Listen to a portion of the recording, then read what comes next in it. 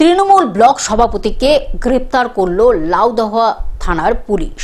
Durgapur Faridpur block Trinamool block সভাপতি শতদীপ ঘটককে গ্রেপ্তার করল লাউদহ ফরিদপুর থানার পুলিশ।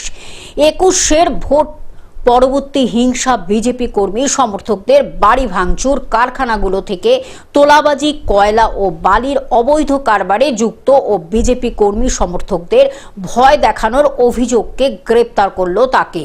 শতদীপকে দুর্গাপুর মহকুমা আদালতে তোলা হয়েছে। 2021 তিনি শোকাহত ছিলেন, তাও তাকে গ্রেপ্তার করা হলো। প্রতিহিংসার কারণে গ্রেপ্তার করা হয়েছে বলে দাবি তৃণমূল ব্লক সভাপতির।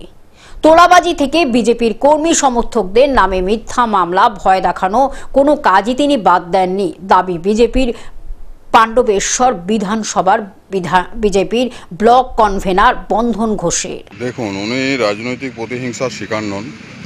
উনি দীর্ঘদিন ধরে গিয়ে এলাকায় যে বিভিন্ন রকমের ফ্যাক্টরি আছে, কয়লা বালি, তার থেকে উনি তোলা তুলতেন।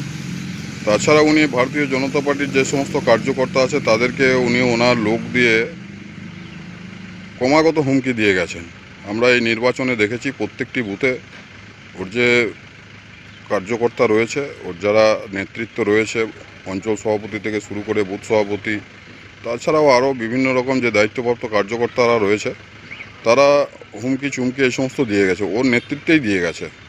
আজকের দিনে ও অ্যারেস্ট হয়ে বলছে রাজনৈতিক প্রতিহিংসার শিকার, কিন্তু গোটা পশ্চিমবঙ্গের মানুষ জানে কি তৃণমূল কংগ্রেসের বিচারধারা, যে তারা কি করতে চায়। আমরা দেখতে পাচ্ছি ফিরহাদ হাকিম থেকে শুরু করে তাদের ভিডিওগুলো এখনও পর্যন্ত সমাজ মাধ্যমে চলছে, যে তারা কিভাবে মানুষকে গিয়ে হুমকি চুমকি এই সমস্ত দিয়ে যাচ্ছে।